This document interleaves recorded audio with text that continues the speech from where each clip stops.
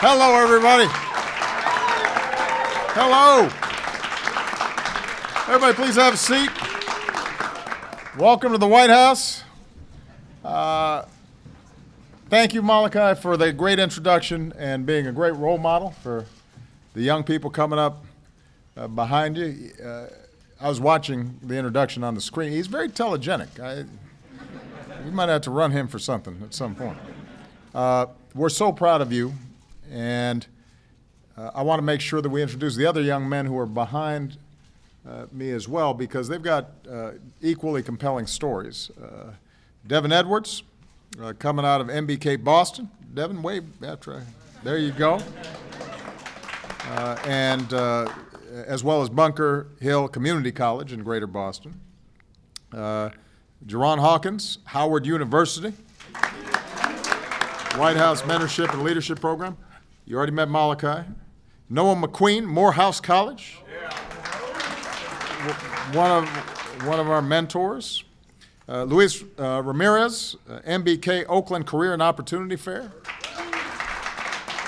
And Kamir Trice, MBK Philadelphia, Howard University. These young people behind me are proof that a little love, a little support allows them to achieve anything they can dream, anything they can conceive. You know, since day one, my administration has been focused on creating opportunities for all people.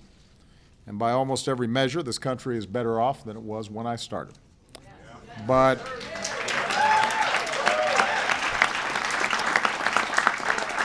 what we've also long understood is that some communities have consistently had the odds stacked against them. And that's especially true for boys and young men of color. All of you know the statistics and the stories of young people who had the intelligence, the potential to do amazing things, but somehow slipped through the cracks. And I've said this before, I see myself in these young people. I grew up without a father. There were times where I made poor choices, times where I was adrift.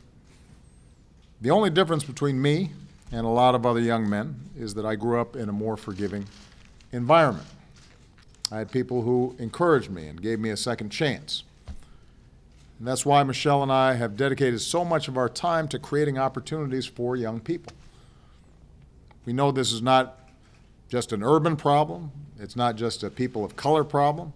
This is a national challenge, because if we're going to stay ahead as a nation, we're going to need the talent of every single American. And even more than that, this is about who we are as a country, what our values are, whether we're going to continue to be a place where if you work hard you can succeed, or whether we continue to see stagnation and diminishing mobility and the ladders of opportunity cut off for too many people. The only way we live up to America's promise is if we value every single child, not just our own, and invest in every single child as if they're our own. So almost 3 years ago, we launched the My Brother's Keepers initiative to give more of our young people the tools and the support that they need to stay on track for a bright future. We knew this couldn't just be a government initiative. We knew that our concerns couldn't be sporadic, just inflamed by the latest high-profile shooting or some other disturbance. It had to be sustained, thought through. Progress had to be measurable. So we put out a call for action across the country. And I've just got to say the response was incredible. Hundreds of you, mayors, tribal leaders, county executives, have created MBK communities in all 50 states, as well as DC and Puerto Rico.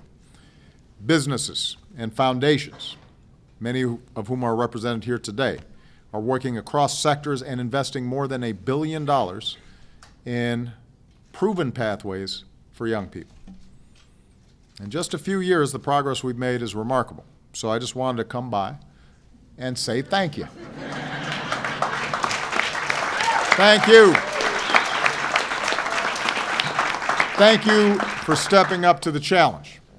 Thank you for being great partners in this work. Thank you for believing in our young people. I also want to say thank you to the young men who are here and who came in from across the country, and many of whom are watching or maybe listening, who've been part of this initiative. I've had a chance to meet many of these young people. Everybody on this stage I've had significant conversations with. I've heard their stories. And I've seen young men like this grow into confident, capable, responsible men. Many of you have overcome unbelievable obstacles, obstacles that most people never have to face. It hasn't always been easy, but look at the progress that you've inspired. I could not be prouder of these young people and so many who are participating around the country. And this is just the beginning. We are going to keep these efforts going to invest in our young people, to break down barriers that keep them from getting ahead, and to make sure that they've got a chance to contribute.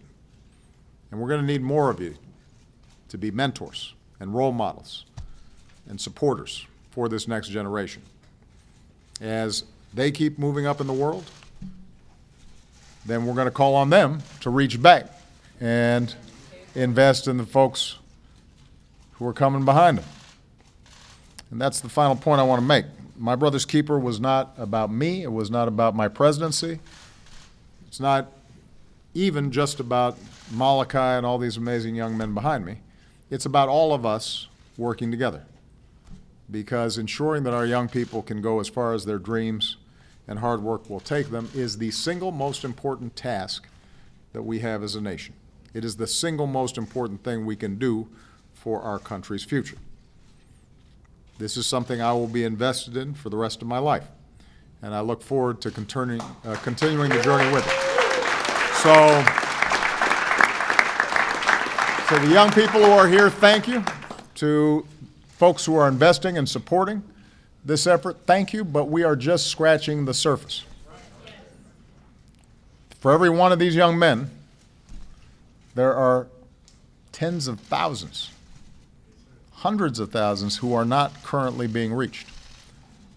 And although it is important for us to poke and prod and push government at every level to make the investments that are necessary to ensure our schools are properly funded and are teaching the kids what they need to learn, that we are investing in making sure that there are jobs available in communities so that people can see that there's a right path to go down that will result in them having a bright future. Although there's infrastructure that has to be built by the government to ensure that our young people can succeed and prosper in this 21st century economy, we can't wait for government to do it for us. We've got to make sure that we're out there showing what works. We got to put our own time and energy and effort and money into the effort. We have to be rigorous in measuring what works. We can't hang on to programs just because they've been around a long time. We can't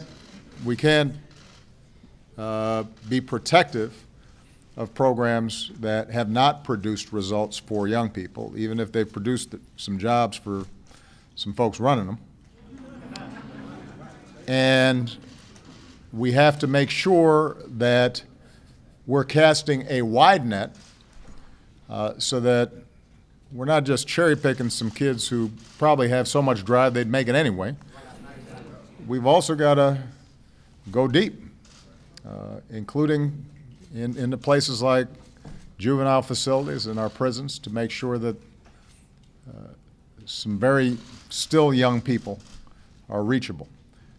So this is going to be a big project. It is as a consequence of neglect over generations that so many of these challenges exist.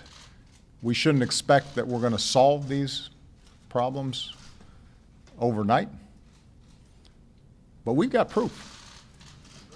about what happens when, as Malachy said, you just give folks a little love and you act on that love. And I'm looking forward to working with you to do that. Thank you, everybody. God bless. Thank you.